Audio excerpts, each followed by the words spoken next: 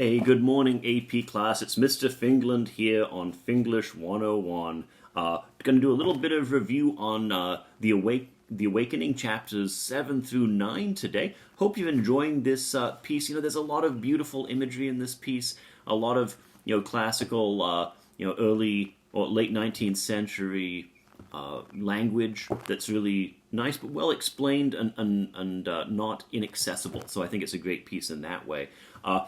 Where we left off in chapter 6 there, we saw Edna Pontellier sort of come to a realization, perhaps the beginning of her awakening, right? This idea of understanding her place in the world. And as we get into chapters 7 through 9, we sort of see a few more things developed about her, right? And if you look at, the bottom of page 13 here, at a very early period she had apprehended instinctively the dual life, that outward existence which conforms, the inward life which questions, right? So we start understanding that Edna's always been someone who sort of questioned the norms, although she conforms to them, right? And we see a lot of that in her life, her conforming, her marriage, her children, trying to do the best she can to fit in, but also in a lot of ways not being able to fit in emotionally with a lot of people. So chapter 7, was this was sort of get together with Madame Ratignolle, right? This lady who is sort of like the perfect mother woman, as Chopin puts it, right? We have them sort of walking to the beach together, free of the children for once, which was really tough on Madame Ratignolle. She lives for the children, but Edna not so much. Anyway, they get involved in conversations, and one of the things that Madame asks Edna to do is tell her what she's thinking, right? And we have this interesting piece of imagery that I think is important. It's on top of page 16. Actually, it's about 3 paragraphs down. But for the fun of it, persisted Edna, first of all, the sight of the water stretching so far away, those motionless sails against the blue sky, made a delicious picture that I had just wanted to sit and look at. The hot wind beating in my face made me think, without any connection that I can trace, of a summer day in Kentucky, of a meadow that seemed as big as the ocean to the very little girl walking through the grass, which was higher than her waist. She threw out her arms as if swimming when she walked, beating the tall grass as one strikes out in the water. Oh, I see the connection now. Right? So we had this little flashback, right? Edna gives us this sort of flashback to her childhood in Kentucky, right? And we've already learned, and we certainly learned through these chapters, that her childhood was, somewhat tragic, losing her mother at an early age. She had a very, religious upbringing, very traditional upbringing, and that's why hanging out with these Creole people who are so open with their emotions and their discussion of their body functions and stuff like that is so sort of upsetting to her. But they have this imagery of this young girl, Edna, as a child, sort of wading through the tall wheat field, right, pretending to swim. And that beautiful imagery is something that we'd like you to keep an eye on. It's really fascinating imagery. There's a certain freedom, the discussion of the horizon, right, of popular theme, and you're probably seeing that in Their Eyes Were Watching God as well. Right? One way or the other, the two ladies hang together, so to speak, but the differences between them seem to be pretty clear. If you look at the bottom of page 18 here, there's a little paragraph about Edna and her relationship with her children. She was fond of her children in an uneven, impulsive way. She would sometimes gather them passionately to her heart. She would sometimes forget them. The year before, they had spent part of the summer with their grandmother Pontellier in Iberville. Feeling secure regarding their happiness and welfare, she did not miss them except with an occasional intense longing. Their absence was a sort of relief, though she did not admit this, even to herself. It seemed to free her of a responsibility which she had blindly assumed and for which fate had not fitted her.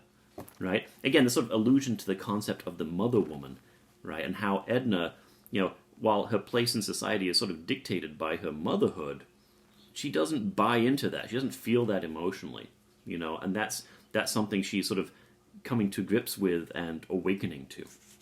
Right.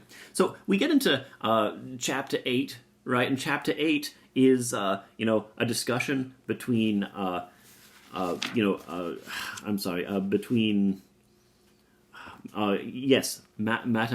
Ratignolle, right, the mother woman, and Robert, right, Robert Lebrun, the son of the lady who owns the holiday cottages, right? So the gist of that conversation is that Robert's attentions and he sort of latches on to a lady every summer and sort of serves them in a kind of weird way. Madame Ratignolle feels like Edna Pontellier is sort of taking that the wrong way and might be actually seeing that as sort of like a romantic attachment, which at this point it really isn't, right? And so that's just Madame is sort of poking Robert and saying, hey, back off a bit. She didn't grow up as a Creole. She might not understand this. She might be misunderstanding that and starting to feel maybe, that Robert is actually interested in her, right? That's a big concern of Madame Ratignolle, right? Because as a mother woman, the key thing is the marriage and the relationship with the children. So very important.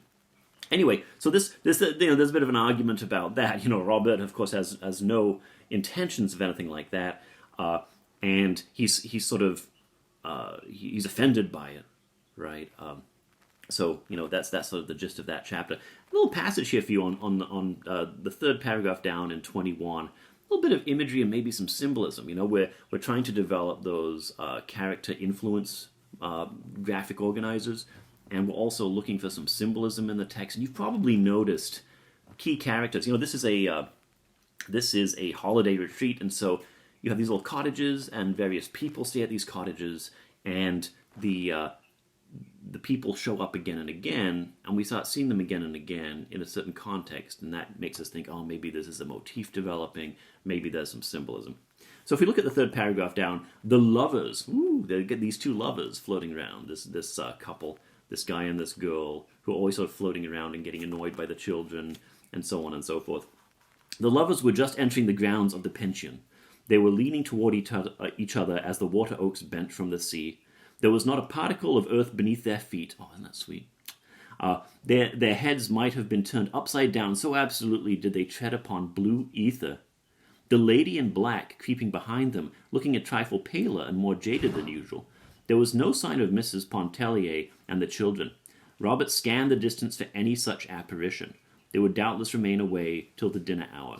The young man ascended to his mother's room. It was situated at the top of the house, made up of odd angles and a queer sloping ceiling. Two broad dormer windows looked out toward the gulf, as far across it as man's eye might reach. The furnishings of the room were light, cool, and practical.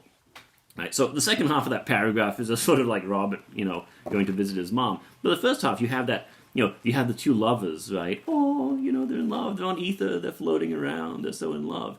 But the lady in black is usually pretty near those guys, right? Lady in black, and why do you wear black? It's usually because someone's died. She's in mourning, right? So that idea that that there might be some foreshadowing there, is something I'd like you guys to have a look at. Hey, finally, ladies and gentlemen, chapter 9, right? Big weekend event, right? On the Isle. Everyone has a little performance to put on for the men, right? The men come back from working in the city, and they want to be entertained. And there's a bunch of entertainment, right? The Farival twins, the two little 14-year-old girls who sort of do they're inseparable, and they do their musical rendition, and a lot of interesting things going on, sort of just to get the feel of the celebration, and everyone's excited. One important piece, though, is the fact that Mademoiselle Reiss is enchanted to play the piano, right? And she does it ostensibly for Edna, right? Edna wants to listen to the piano, and one thing leads to the other, and Mademoiselle Reiss, excuse me, this morning, comes and plays this piece by Chopin, right? And moves Edna to tears, right? Edna's weeping at the end of this, and as Mademoiselle Reiss ends up leaving, right? Doesn't really take applause. She's characterized as really antisocial. We have this sense that she's really emotionally impacted Edna in some way, right? Edna's in tears, and patting her hand on the way out, she says, "Oh, Edna, I did this for you. I played for you. Only you can understand," right? So we have this new mysterious character who is sort of connected to Edna through music, and we know that Edna has attempted some painting, right? Some artistic expression in the past. Also, we'll look out for this relationship developing. The quote I'd like you to have, in towards the end here, and this is Reiss speaking, Mademoiselle Reiss. "You are the only one worth playing for. Those others, bah!" And she went shuffling and sidling on down the gallery toward her room. Right? But she was mistaken about those others. Her playing had aroused a fever of enthusiasm. What passion! What an artist! I've always said no one could play Chopin like Mademoiselle Reiss. That last prelude, bon Dieu, it shakes a man.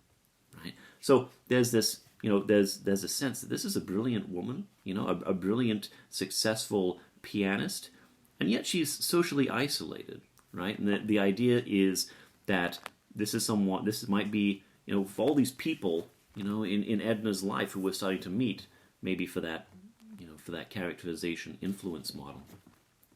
All these people influence her in different ways, and it's almost like Edna's looking for a model. She's sort of awakened to the reality of her life, and she might be looking for a different way of expressing her life. So that's something we're looking forward to reading into chapter 10 and into the future. Hey, so hope this has been a help.